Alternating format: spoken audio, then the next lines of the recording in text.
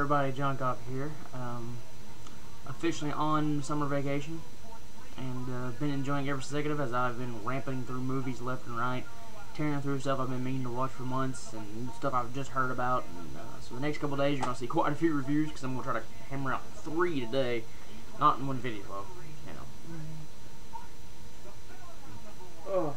Because, anyways, not 3 in one video. Just because that would be an epically long video, because for some reason I can't shut up when I start rambling. So, first review up, now I'm all confused. First review up of the 3 I'm reviewing here today, at least for me, not for you all. I'm not gonna put them all in one day either. But the first review up is for a an anthology. I don't remember where I heard of it. I just heard of it. I know Image put it out, and the cover and what I knew about it looked interesting, so checked it out, rented it at Blockbuster, which, yes, I do go to Blockbuster. I know for a lot of y'all it's the enemy, but it's a good way to get movies sometimes. Sometimes. They ain't got a lot of good stuff anymore, but occasionally you find something like this. It's Little Deaths, which, like I said, I don't remember where I heard of this at. I just know that someone on YouTube talked about it, and I apologize that I can't remember who, but somebody talked about it, and it sounded very, very intriguing, and I finally checked it out. Basically, Little Deaths is a horror anthology, you know. This freaking case is pissing me off. There it is. It's a horror anthology. Each story revolving around sex and death, basically. And I guess I'll just go ahead and go through each story individually. The first one is called House and a Home, or Home and a House, one of the two. And basically it's about this couple who are, you know, kind of an elitist couple. They're pretty wealthy, and they have a pretty bad relationship, really. They don't really get along very much anymore. So basically to spice up their relationship, and you don't know how many times they play it off like they've done this more than once. This is not the first time they do this, but they will go out and they find a girl named Sorrow, who's a homeless girl. They bring her home and decide to drug her and incorporate her into their sexual adventures. But that's not the twist. That's not giving the story away. That's just the basic plot of the movie. There's a twist ending at the very end of it, and I'm not going to give that away. So, House and a Home, or Home and a House. I thought it was overall pretty decent. It didn't knock my socks off or anything. I sat there and watched the whole thing. I was like, yeah, it was a good idea. It has some cheesy special effects towards the end involving a character kind of transforming. I won't give it away, but it just kind of looks weird. That kind of took me out of it. But overall, it was a pretty nasty little this is a pretty nasty little extreme little anthology, and it was an enjoyable story. Definitely by far wasn't the worst. It wasn't the best either, but it wasn't the worst. And overall, I would say, out of a scale of 5, I would give that segment a 3. Solid right in the middle, 3. The next one up is called Mutant Tool, which you can see the guy here on the case, who's the star of this one, basically. All these have themes of people in relationships, bad relationships. This is about a hooker/drug addict, who's a recovering drug addict, whose boyfriend sends her to this doctor to try to get her, I just got a text message, but it'll be alright. To try to get her help, basically. And, he goes to this doctor, and the doctor gives her this drug that he's working on that, is made by this guy right here. Yes, this guy here makes the drug, and it causes hallucinations, but are the hallucinations real? Or is she seeing into the future? There's some twists and turns. I'm not gonna say how the guy makes the drug or nothing like that. I'm gonna leave that a mystery and leave it at that. Cut the plot synopsis off right there. This was my favorite of the 3. I thought it was very weird, and you know, never quite sure of what was going on.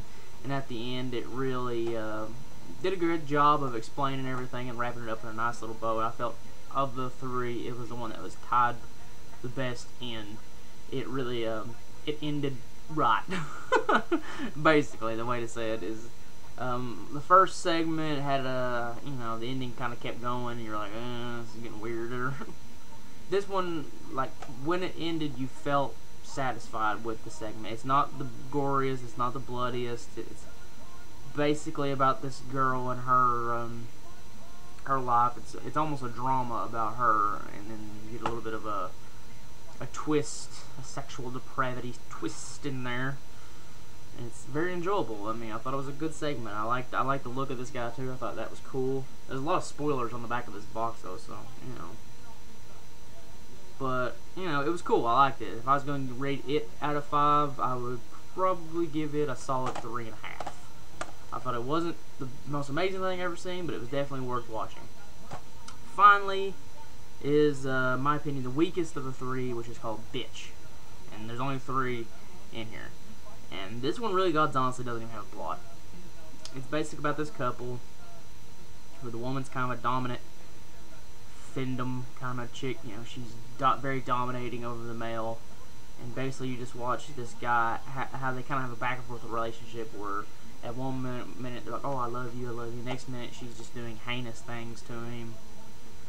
Like banging a whole band, or banging his best friend, or raping him with a strap on.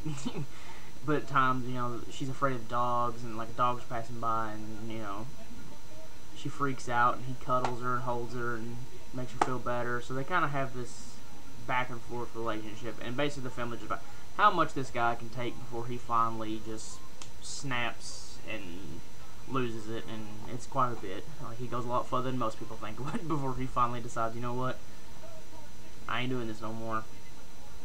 This movie, this segment it did not work for me at all. I did not enjoy it at all.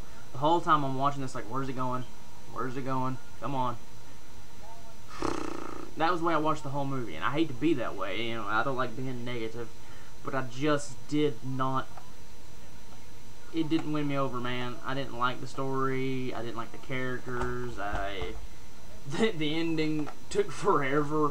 Because we all know what's going to happen. I'm not going to spoil it, but you know what's going to happen. He's eventually going to snap and shit's going to go wrong. But man, it's like, it's just the most elaborate plot ever to get revenge on somebody. Let me tell you right here now, it just took forever. And I did not like this segment at all. Didn't have a good payoff.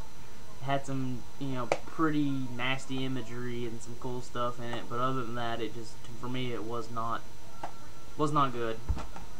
So basically, I would give that segment out of 5 probably a 2, probably maybe a 1.5. I don't know. I didn't like it. And there's where this film falls apart for me. There's only 3 segments, and 2 of them are pretty good, and 1 of them is terrible. So at the end of the day, you kind of just get an alright anthology. And like, for any independent filmmakers out there, or just filmmakers in general, I highly doubt you're all going to watch my videos. And probably if you're probably like, what's this kid know? And I don't know anything. I don't consider myself a filmmaker, But if you're going to make an anthology, it needs at least 4 or 5 segments in it to balance it out. Because if it doesn't, and you have a 3-segment anthology, and one of the segments sucks, it really drags the anthology down. I mean, perfect example of that, something like Creepshow 3. You have 2 okay segments and 1 great segment. The 1 great segment saves that anthology, but if The Wrath was not in Creepshow 2, nobody would watch Creepshow 2 as much as they do now. And that's the same thing with Little Deaths. This could have been a lot better. Had the 3rd story just been something that just knocked it out of the ballpark, this would have been a very memorable anthology that probably a lot of people would have been talking about.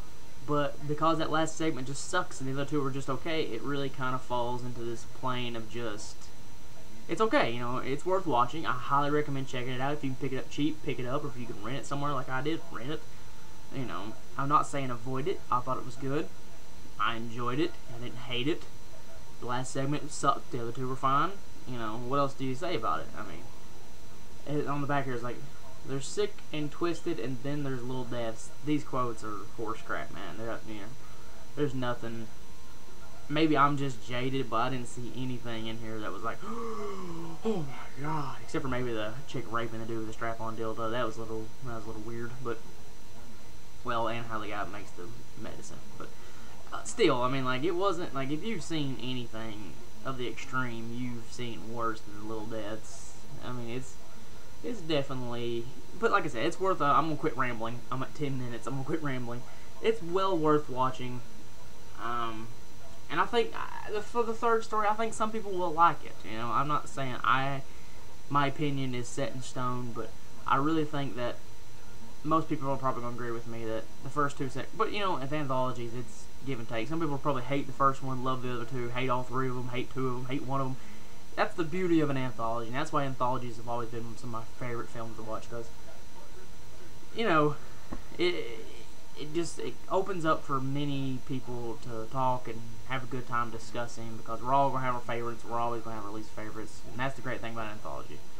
So overall, Little Deaths, if I had to give the overall package a rating, I would give it a 3.5. I think it's right in the middle. I don't think it's bad, but I don't think it's great either. I recommend checking it out for the fans of weird movies. And there you have it, Little Deaths. Let me see who directed this real quick, give them props.